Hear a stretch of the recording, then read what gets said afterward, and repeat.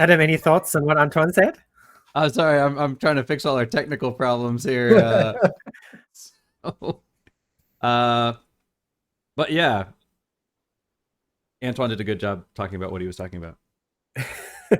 Oh, great. But didn't you say you had some little technical issues? So basically, I was just speaking, but no one could listen. They heard the last part. What's the last part? Define last part.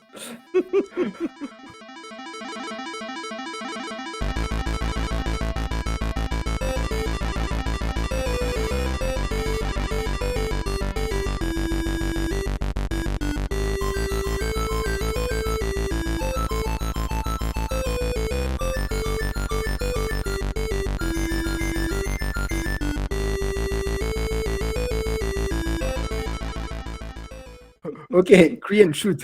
What's your question? Go on. We are super very organized today. It's okay. It's Go ahead, fine. Adam.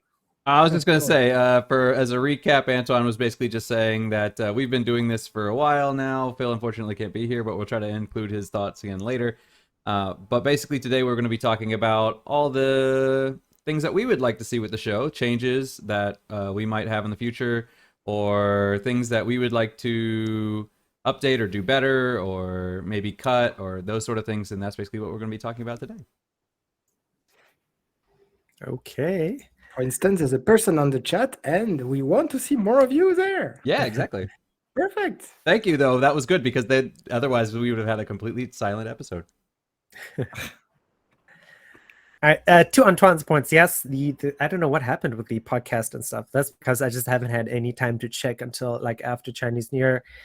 And I think, I mean, a lot of the podcasting stuff is not very strange because we are in like one of the most competitive segments out there.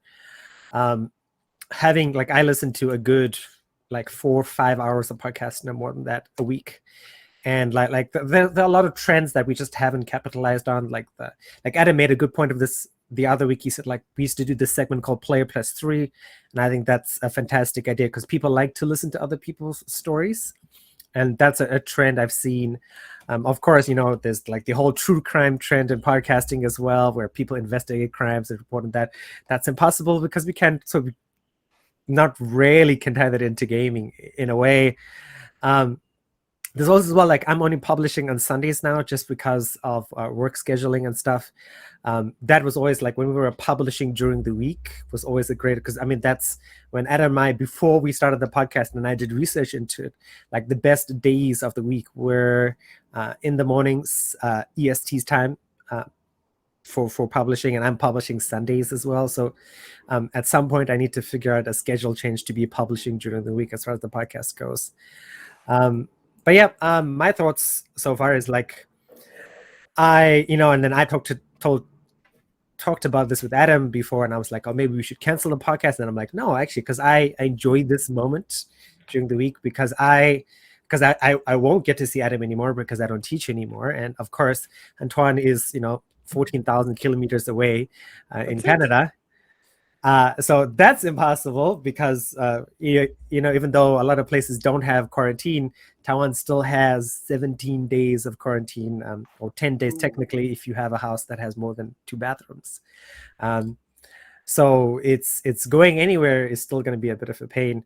But yeah, it's the only time I get to talk about games because, I mean, if I'm playing games or I'm playing with my friend Hans during the week, we play the game. We don't really talk much, and now we get to talk about games, gaming culture, gaming news, the fact that the Steam Deck is doing really well, and that Game Pass might be on the Steam Deck, stuff like that. So yeah, that is my 2 cents, Mr. Gray. I was thinking when you said like you can't really do true crime with games, but I was thinking you kind of can. I mean, that's kind of what I did with the PS Vita retrospective kind of thing, going into the details and stuff like that. So I mean, you can do that sort of thing, games that disappeared, Scalebound and whatnot. But that does take a lot of research and does take a lot of time to kind of get into. I've always wanted to do another retrospective. I did the Vita one. I was very proud of it, but it took me a long time to do.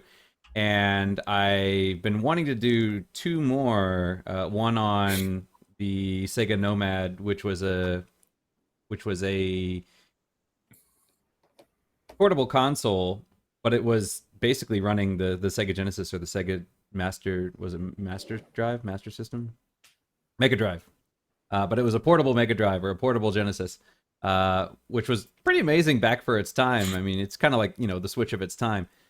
So I wanted to do one on that because that wasn't super popular. And I also wanted to do one on the Sega Channel, which was one of the earliest ways that you could do game streaming, basically, where you could pay for a cable package and download your games to your Sega Genesis or your Sega Mega Drive and, you know, play them basically almost over the internet. So, you know, I've always wanted to do things like that, but it takes a long time. The longest one is just getting the assets down. I've noticed when I do the videos, when I cut like for instance, cutting today's episode, cutting it and putting together the episode is really quick. I can do that in an hour and basically have everything done with the exception of maybe some of the rendering time of just letting the computer run. But what ends up taking me like 3-4 hours is doing all the thumbnails. So it's always the art that takes you the longest time. And putting together videos like that, you know, you need a lot of the art to kind of go in. So, but I would love to do more of those. That was a lot of fun. I mean, that was really fun to watch, and like really like a quality of content that I've only really seen professional channels do, and you did it like in between. I don't know how the hell you managed to pull that magic off. And I was just looking at the channel as well because I have not looked at our YouTube channel in forever. And funnily enough, Adam, the OG video, Razer Black Shark versus Cooler Master MH630, is the most popular non-gaming video we have, or non-Lord of the Rings video we have. Yeah, I do Phil's agree videos on do that well. fact.